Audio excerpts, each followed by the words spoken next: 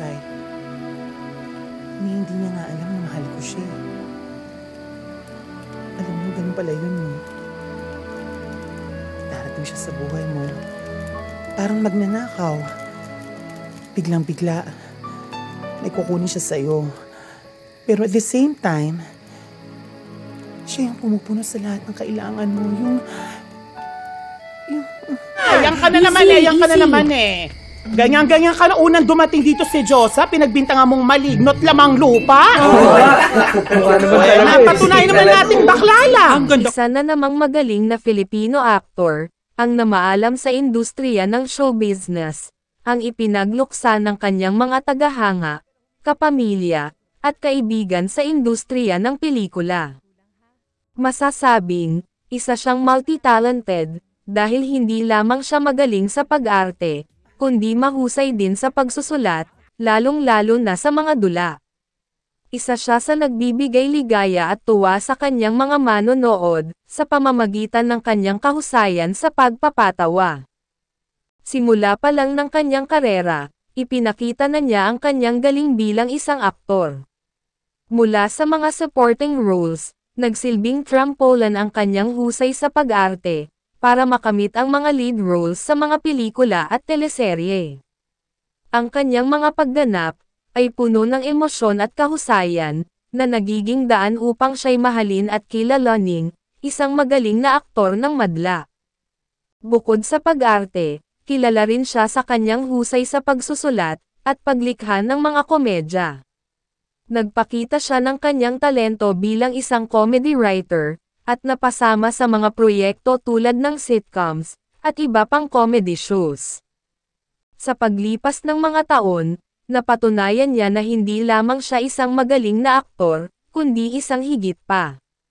Nakamit niya ang iba't ibang parangal, sa larangan ng pag-arte, at patuloy na nagpamalas ng kanyang natatanging talento, sa larangan ng pagpapatawa. Sa bawat pagkakataon, na lumalabas siya sa entablado o sa mga pelikula, siya ay patuloy na nagpapakitang, siya ay isang kampyon at hindi matatawarang aktor. Ang kanyang kahusayan sa larangan ng pag-arte sa industriya ng showbiz, ay patuloy na nagpapahanga sa kanyang mga manonood, at nagiging inspirasyon sa iba't ibang mga aktor at aktres sa bansa. Ito mga lods, ang magiging topic ko ngayon. Kung gusto nyo ng ganitong klaseng content, mangyaring pindutin lamang ang subscribe button, at i-click na rin ang notification bell, para lagi kayong updated sa mga susunod kong videos. Halika't, alamin natin ang kwento ng buhay, at naging sanhi ng kamatayan, ng isang magaling na artista, na minsan ang nagbigay sa atin ng saya, sa larangan ng pagpapatawa. Pero bago ang lahat, ay isang maikling intro muna tayo.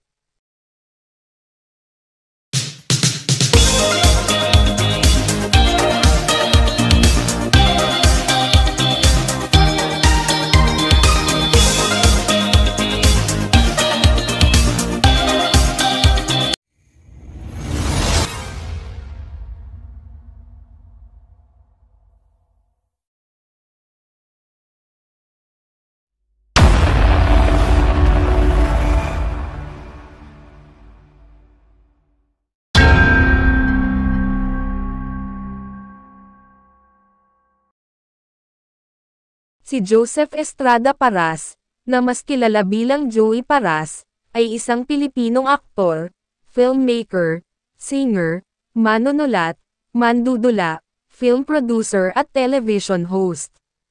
Siya ay ipinanganak, noong February 7, 1978, sa Metro Manila. Siya ang mandudula sa likod ng Bawal Tumawid, Nakakamatay, isa sa mga dulang napili na iproduce sa entablado, sa ika-7 edisyon ng Virgin Love Fest o VLF. Nagsimula ang kanyang pagsikat sa eksena ng pelikula, nang gumanap siya bilang lead role sa pelikulang Last Supper No. 3, na tumanggap ng MTRCB Awards Best Comedy Film, para sa 2010, at Cinemalaya 2009 Best Film. Noong 2013, nagbida siya sa kanyang launching film at title role na Becky Kang, Ang Nanay Kong Becky, kasama si Tom Rodriguez. Nagtapos si Paras ng bachelor's degree sa Communication Arts sa University of Santo Tomas noong 1998. Bago naging artista, dati siyang overseas Filipino worker o OFW, bilang hotel lounge singer sa isang lounge group na si Kada, kung saan, dati silang nagtatanghal sa Grand Hyatt Seoul, South Korea at Grand Hyatt Beijing, China. Nagtrabaho siya sa ibang bansa ng ilang taon, hanggang sa sila ay buwagin. Bago pumasok sa entertainment industry, nagsimula si Paras bilang stage actor mula sa Tanghalang Pilipino, ang Theater Guild ng Cultural Center of the Philippines, kung saan, napansin siya sa kanyang pagganap sa 2006 musical version ng isang comic character na pinamagatang Shasha Zaturna, The Musical. Sa Aliw Awards ng 2008, siya ay hinirang na Best Stage Actor in a Straight Play for Ang Bayot, Ang Miranaw at Ang Habal-Habal, sa isang nakakabagot na paghihintay sa kanto ng Lanao del Norte, isang dula ng Virgin Love Fest. Sumulat siya ng isa pang dula, at ito ang Bawal Tumawid, Nakakamatay. Sumikat siya sa mga indie films, matapos na madiskubre sa nasabing musical ng isang independent filmmaker, na kalaunan ay nagsabak sa kanya sa 2009 drama comedy na Last Supper No. 3, na nanalo ng Best Film sa Cinemalaya Independent Film Festival noong taong iyon, at Best Comedy Film sa First MTRCB Awards noong sumunod na taon, sa papel na nagbigay sa kanya ng Best Actor Award sa Gawad Urian, at New Movie Actor of the Year sa Star Awards for Movies, noong 2010. Gumanap din siya sa iba pang ilang pelikula, kabilang dito ang lead role sa 2013 film na Becky Kang, Ang Nanay Kong Becky, at isa pang role sa Babagwa, kung saan, nanalo siya bilang Best Supporting Actor sa New Breed category ng Cinemalaya. Lingid sa kaalaman ng karamihan. Isa rin siyang screenwriter at mandudula. Siya ang sumulat at nagdirect ng mga pelikula, kabilang ang isang indie horror na Hanto, noong 2012, Wala na bang ibang title, noong 2014, at isang maikling pelikula, na may pamagat na Igib, noong 2020. Ilan sa mga pelikulang kanyang ginawa, ay ang mga sumusunod. White House, noong 2010, na pinagbibidahan ni Gabi Concepcion, Iza Calzado, Leiza Comia, Joem Bascan, Lovie Poe, Megan Young, at Mo Twister. Sisteracas, noong 2012, na pinagbibidahan ni Vice Ganda, Ay de las Alas, Catherine Bernardo, Daniel Padilla, at Chris Aquino. Moron 5.2, The Transformation, noong 2014, na pinagbibidahan ni Vice Ganda, Luis Manzano, Mateo Guidicelli, at Vong Navarro. Maria Leonora Teresa, noong 2014 pa rin, na pinagbibidahan ni Jody Santa Maria, Iza Calzado, at Zanjo Marudo. Wang Pham, noong 2015, na pinagbibidahan ni Pokwang, Andre Paras, Benji Paras, at Yasi Pressman. Born Beautiful, noong 2019, na pinagbibidahan ni Martin Del Rosario, Shaifo Nasir, at Akihiro Blanco. At Ayuda Babes, noong 2021, na pinagbibidahan ni Gardo Versosa, Marlo Mortal, at Bren Damage. Ang una niyang paglabas sa telebisyon, ay sa primetime soap ng ABS-CBN na Maging Sino Ka Man, at noong 2009 naman, ay lumipat siya sa GMA Network, para sa TV soap na Ikaw Sana. Kalaunan, ay bumalik siya sa ABS-CBN, para sa Dahil May Isang Ikaw, pero noong 2010, sumali siya sa cast ng The Last Prince, ng GMA Network. Simula noon, lumabas siya sa mga teleserye ng GMA Network. Siya ang co-host ng isang weekly show na Sunday Pinasaya. Isang tagapagtaguyod para sa mga lokal na artista sa teatro at pelikula.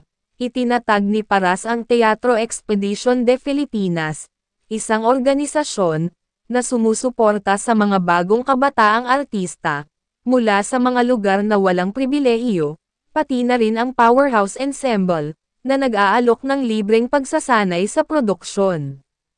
Noong 2016, inihayag ni Joey sa isang panayam na may sakit siya sa puso, na sinabi niya sa isa pang panayam noong 2020, na ito ang kanyang pangunahing dahilan upang pansamantalang umalis sa industriya ng entertainment.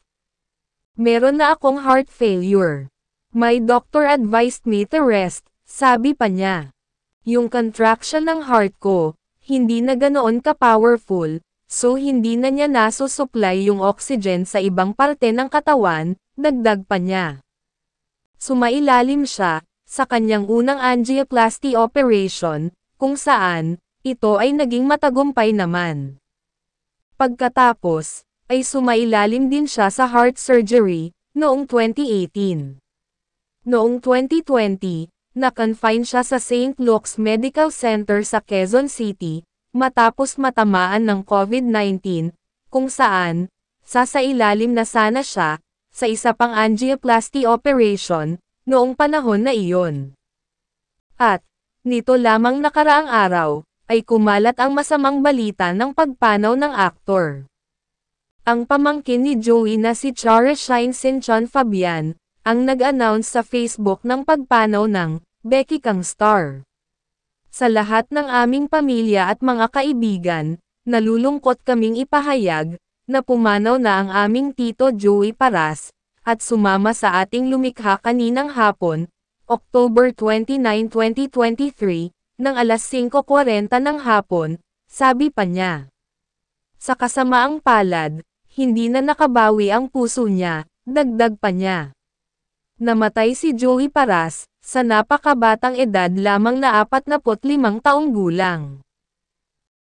Ano't ano pa man, ang nangyari sa buhay ng ating mga iniidolo, ay hinding-hindi kailanman matatawaran, ang kanilang mga naging ambag sa industriyang kanilang kinabibilangan, na minsan ang nagbigay sa atin ng saya, nagpangiti, nagpahanga, nagpaibig, at nagbigay inspirasyon sa ating kapwa.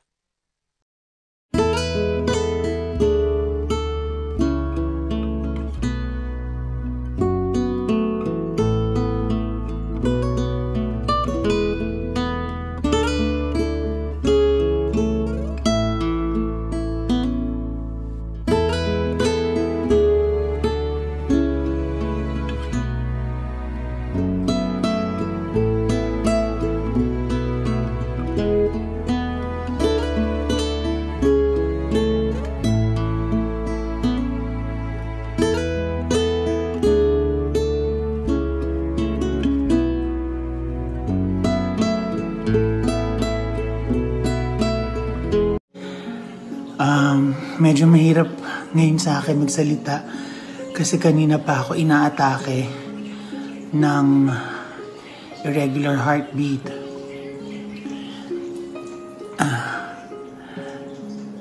Pero I just really took this chance to thank you all once again for helping me.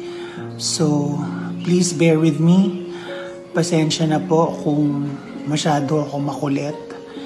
Nananawagan lang ako.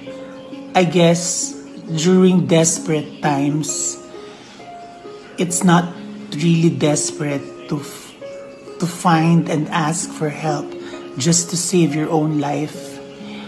The right to live is a gift of God, and I still do want to believe.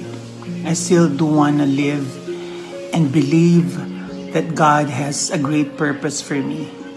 At bahagi kayo nun. Mahal na mahal ko kayo lahat sa lahat ng tumulong. Maraming salamat sa inyo. Magkikita tayo. At ipanalangin niyo po ang operasyon ko. Again, ito po si Joey Paras. Nagpapasalamat sa inyong lahat.